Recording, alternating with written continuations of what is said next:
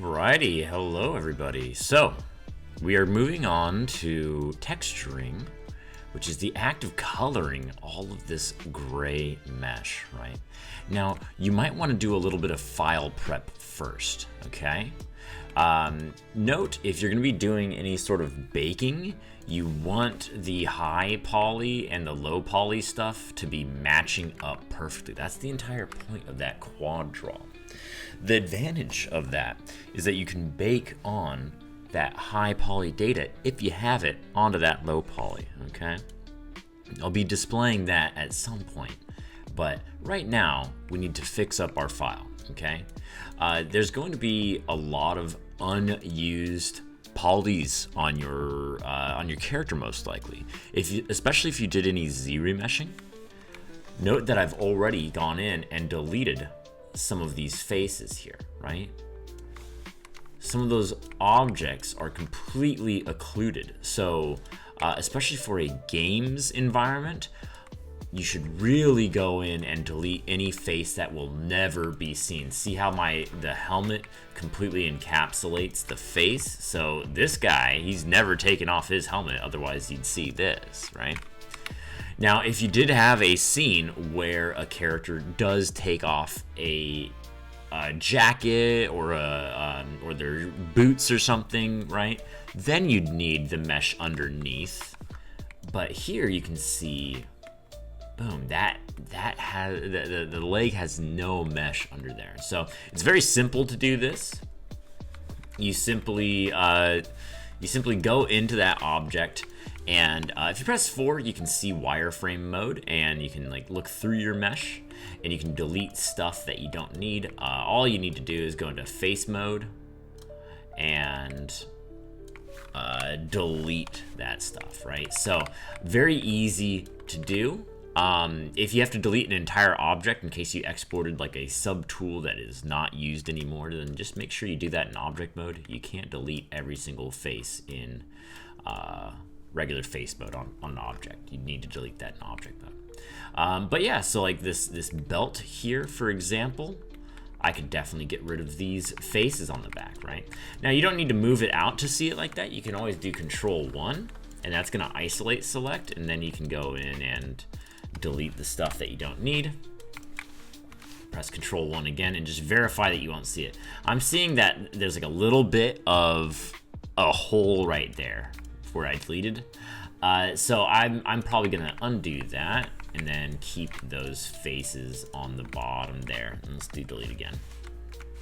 There we go. So those are nice and hidden. No one's gonna see that. Now, you might be like, well, where do I terminate my legs if I have like a long dress? Just think about your camera angles, right? Anywhere where that camera's not gonna be, odds are there's not a chance that it would be going like up at this angle, right? So you can safely delete a lot of that in there, right? The reason that we do that is, one, to save on texture space, save on UV space. We're gonna cover what that means in a second here, but it saves a lot of space there. It also optimizes the model, so if you're working on video games, you want a very low poly mesh on this, right? Additionally, it gives you an easier time to rig, because if you have an underlying mesh that is close to the surface, like if this leg were extruded even further, let's grab that and extrude just so you can see what I'm talking about. If my leg was like this, when it comes time to rig this character, it would be really difficult to prevent any sort of clipping issues. See that? See where that leg is clipping through the shin guard? So when that character starts bending around, it makes it much more difficult to prevent, okay?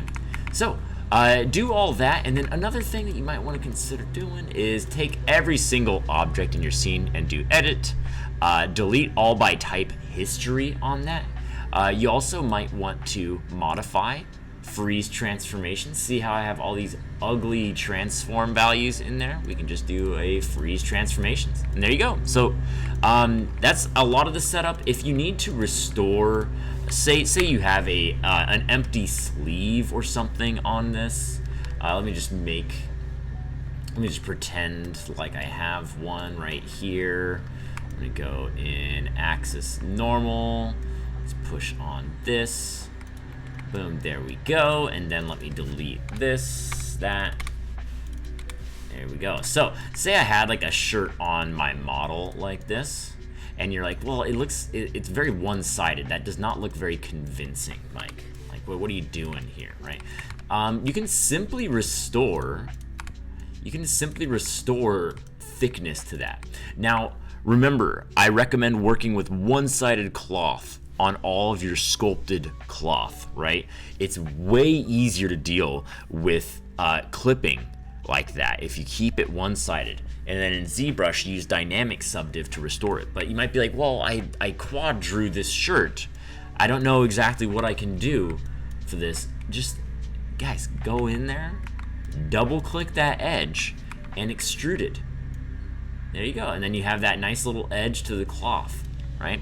If you want it to be hidden completely in the arm, you can definitely just scale that in, and look, now it's nice and close to the arm there. However, you could also extrude it and then push that back into the arm there, and then you prevent a lot of that. You get to see that turn of the mesh as it goes inside there, right? So fantastic sort of workflow there. Just make sure you're not straying too far from your high poly, otherwise your bake is not going to work, okay? Or you're going to have problems that you have to solve in your bake. And also, I recommend doing a pass. If you quad draw anything, odds are it's going to have hard edges like that, right? You see that? See that faceted face sort of look? That's not what we want. Instead, I'm going to do mesh display soften edge on that. And then if you need to go in by hand and fix the shading on some things, my mesh got a little bit messed up there. I wonder what happened. But if you need to fix the shading on some of this stuff, you can go in. Oh, that was from the normal offset. You can harden some of these edges. That's under mesh display, harden edge. Now, when you're working with geometry from ZBrush, odds are when you export it from ZBrush, like if you just take a Z-remeshed object and bring it in, what ZBrush loves to do is lock your normals down, meaning that like behind the scenes at some point, ZBrush, boom, does lock normals, and then no matter what you do, you cannot change those edges, you know. So be careful for that. See how even though I hardened that edge, it still looks soft. But if I mesh display unlock normals, you can see that those hard points that I just did right there. Right. So so be careful for that. If you're ever trying to change normals on something and it's not working, unlock your normals first. You might see some awful normals as a result, and then have to fix it again. And then Control-1 just brings this back. So that's all the prep that we need to do. Then we need to do a huge amount of prep for the actual texturing, and I'll get to that in the next video. All right, thanks for watching, y'all.